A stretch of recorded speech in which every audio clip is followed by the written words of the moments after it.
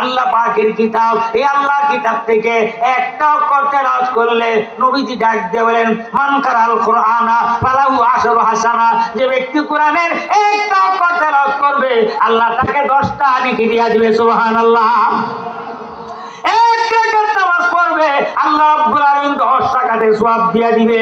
5 ওয়াক্ত নামাজ পড়লে আল্লাহ রাব্বুল আলামিন আমার নবীজির খাতিরে ওই ব্যক্তির আমলনামায় 5 10 এ 50 ওয়াক্তের সওয়াব দান করিয়া দিবে। লাভ না ক্ষতি? গেল কোরআন, গেল নামাজ। তারপরে ওয়ান বাকু বিম্মা রাযাকনাহুম, আল্লাহর রাস্তায় যারা খরচ করবে এইটাও মানজাবিল হাসানাতি ফালাহু আশরু আমসালিয়া। 1 গুণ দান করলে আল্লাহ কয় গুণ সওয়াব দিবে? 10 গুণ। প্রত্যেকটাই 10। একবার দুরূদ পড়লে কয়টা রহমত? 10। ইসলামের যত কাজ, কোরআন তেলাওয়াতে 10, নামাজে 10, তারপরে দান খয়রাতে 10, দুরূদ শরীফে 10, সবকিছু 10 আর 10।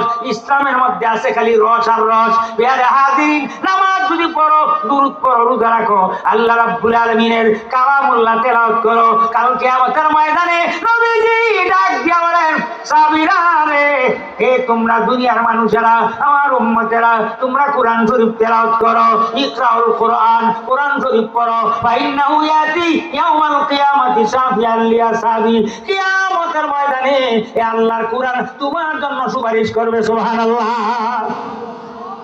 কিয়ামতের ময়দানে কোরআন শরীফ কি করবে? সুপারিশ করবে।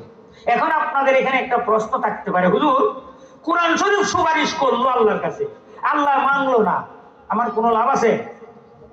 সুপারিশ করলে সুপারিশ কবুল হতে পারে, নাও হতে পারে।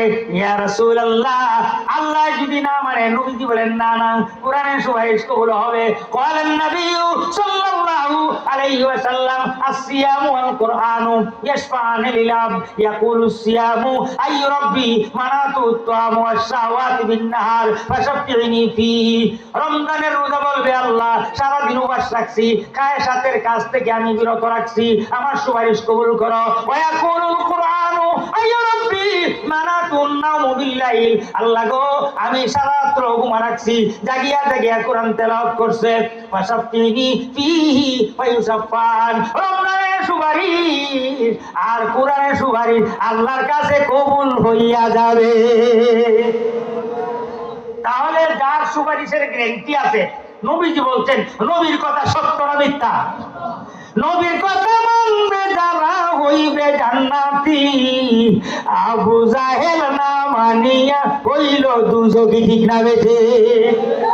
সুতরাং নবীজি বলছেন, ফাশফি'নি ফীহি ফায়ুশাফা'আন। রমজানের সুপারিশ আর কোরআনের সুপারিশ আল্লাহর কাছে কবুল হবে। সুবহানাল্লাহ বলেন। कुरान पढ़ना अमल करना इसको जरिया बनाना जन्नत में होगा ठिकाना। कुरान पढ़ना इसके बारे में हमारा नबी कर दिया है वर्णना। एक हरफ से 10 ने की है मुस्तफा ने फरमाया, इसलिए हमारे ऊपर लाजिम है कुरान पढ़ना जन्नत में होगा ठिकाना। कुरान पढ़ना, बोलें आमीन।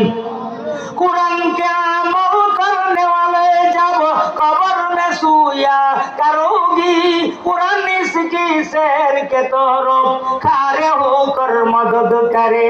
इजा उजियाल माइयितु फी कब्रिही फाजाल कुरान ইনদা রাসি। নবীজি বলেন, লোকটাকে কবরে ঢুকায় দেওয়া হইল, প্রতিদিন সকালবেলা উঠিয়া কোরআন শরীফ তেলাওয়াত করত। এই ব্যক্তিরা যখন ইন্তেকাল করলো, তার লাশ যখন কবরে আসছে, আল্লাহর কোরআন তাকে বলবে না, কোরআন তার কবরে যাইয়া মাথা দিক দিয়া দাঁড়ায় যাবে। সুবহানাল্লাহ। লাভ না ক্ষতি? ফেরেশতারা আসবে আযাব দেওয়ার জন্য, কোরআন বলবে, ভাই ও ভাই ফেরেশতারা, আমি আল্লাহ পাকের কোরআন আমার এটা বন্ধু প্রতিদিন